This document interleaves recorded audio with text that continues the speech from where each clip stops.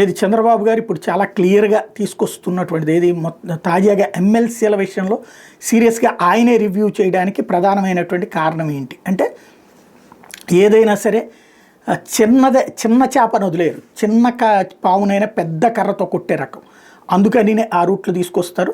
ప్రస్తుతం ఈ నెల 27 జరిగేటటువంటి ఉమ్మడి గుంటూరు, కృష్ణా అలాగే ఉభయ గోదావరి జిల్లాల పట్టభద్రుల ఎమ్మెల్సీ స్థానాలకు సంబంధించి అలాగే 2 గదా జరుగుతుంది, ఉమ్మడి గుంటూరు, కృష్ణా అలాగే ఉభయ గోదావరి జిల్లాలు. ఇందులో ప్రధానంగా టీడీపీ, పీడీఎఫ్ అభ్యర్థుల మధ్యన పోటీ ఉండబోతోంది. వాస్తవంగా వైసీపీ ఉంటే ఈ ఓట్లు చీలుస్తుంది కాస్త, అప్పుడు అంటే ఓట్లు చీల్చడమా, దానివల్ల ఏమవుతుంది పీడీఎఫ్ అభ్యర్థి ఓటమి, వీళ్ళు ఇద్దరు గెలవరు, తెలుగుదేశం గెలుస్తున్నటువంటి నమ్మకం ఉంది. ఎప్పుడైతే వైసీపీ పక్కకు వెళ్ళిపోయిందో వాస్తవంగా వీళ్ళని మేనేజ్ చేసుకోవాలి. అప్పటికి కొంతమందిని ఏది విత్డ్రా చేయించేసి పార్టీలో చేర్చుకున్నటువంటి సందర్భాలు కూడా ఉన్నాయి.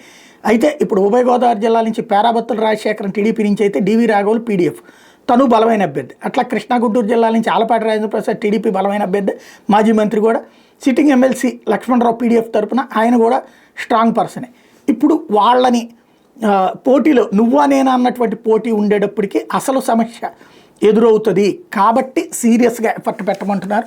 తద్వారా విజయం ఖచ్చితంగా చేసుకురావాలి అన్నటువంటి ఉద్దేశంతో, అంటే తన ఇంటెన్షన్ క్లియర్గా నాయకులకి చెప్పేశారు.